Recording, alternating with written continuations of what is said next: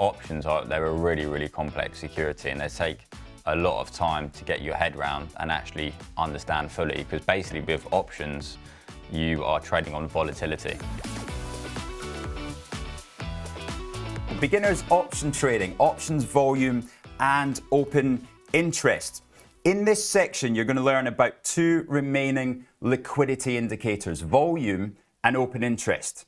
Right, so this is just gradually building your awareness of all the terminology that is used in options world, this brand new world, Mini. So volume and open interest. Now, I'm guessing you know about volume already, because that's just normal stock market, right? Open interest, however, is option specific. So the bid-ask spread is the front-facing liquidity indicator. We went over that yesterday.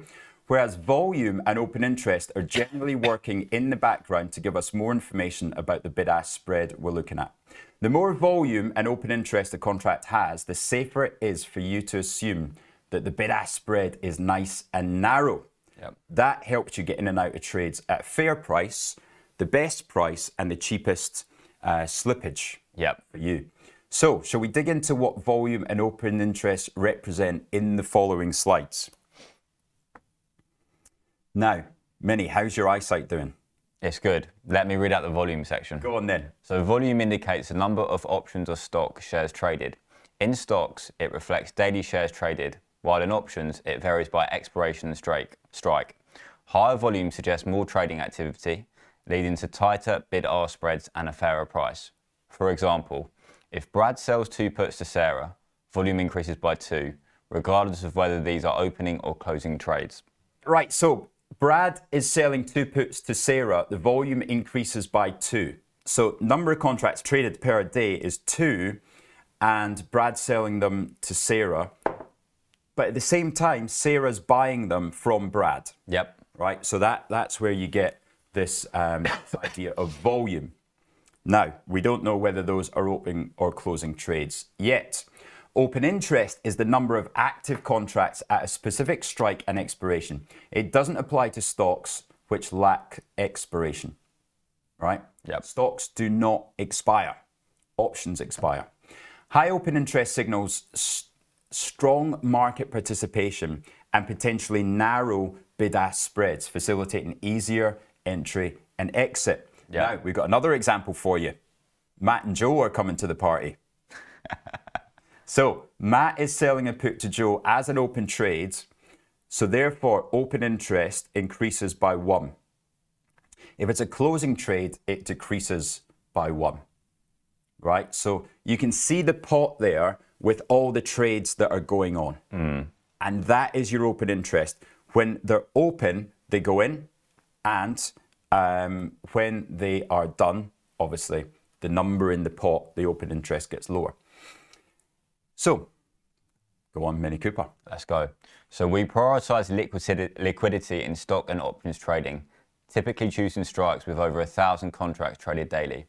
While exceptions exist, higher volume generally ensures better liquidity. If 2 adjacent strikes differ in volume, we prefer the one with 1,000 contracts over the one with just 20. Similarly, we favour strikes with over 1,000 open interest contracts to avoid illiquid trades and ensure fair pricing. Open interest, more than daily volume, indicates future liquidity, suggesting ample opportunities to be a counterparty in opening or closing trades. Right, now we look at the actual platform here. So open interest and volume and options change based on trading activity throughout the day. Okay, volume obviously resets to 0 as it does in stock trading. That's the simple part of this. That reflects the number of contracts traded within that specific day. It increases as new trades occur. Open interest, however, right, that's the interesting one. That does not reset daily. It represents the total number of outstanding contracts and changes only when new positions are opened or existing ones are closed. Now, in that last example, we took 10 minutes before the closing. The at-the-money put in the Spiders had an open interest of 17,000. The volume on the day was only 3,800. However, the next day before the market opened, obviously the volume's back at 0 and the open interest just adjusted by the number of contracts that were open and closed from the previous day. So it's an update from the previous day. So a volume of 3,800 being close to 4,000 suggests that if open interest remained unchanged the next day, approximately 2,000 contracts were opened and 2,000 were closed the previous day. However, in the provided example, since open interest decreased by 1,000 from 17,100 to 16,100, it indicates that more contracts were closed than opened, possibly signaling a loss of momentum in the current trend. Exactly. Fantastic. Right, what are the takeaways for us? Well, option volume represents the total number of options transactions traded at that strike price and expiration on that day. Stock volume represents the number of shares traded that day. Open interest is the number of option contracts open or pending at that strike price and expiration. Open interest only applies to options. High volume and open interest generally indicates higher liquidity and a more narrow bid-ask spread. Which is what we want. That's what we want, but also open interest is such an important tool because it starts to show you why the market is acting like it does, why it goes to specific strikes, right? Now, if you're looking at the S&P 500 and you're wondering why it sticks around, for example, 6,000, right? And it'll trade around 6,000. It'll go down 59.75, back up. Yep. 60.25, back down. Around that region. The chances are there's a lot of open interest at that level, right? I cannot describe enough how derivatives flows dictate where the market goes. And that's not just in indices, but also in single stocks as well. It's such an important part. So if you learn to read these areas and read the open interest and the volume, you just get so much more evidence of what's going on. And then, you start to understand.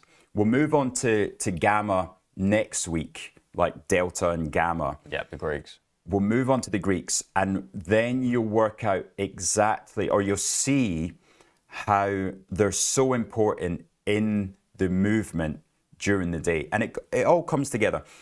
If you know your fundamentals, you know your technicals, and you know your options, derivatives flows, that all feeds into your education and to your understanding of what on earth is going into markets like this. Because I mean, options they're a really, really complex security, and they take a lot of time to get your head around and actually understand fully. Because basically, with options, you are trading on volatility.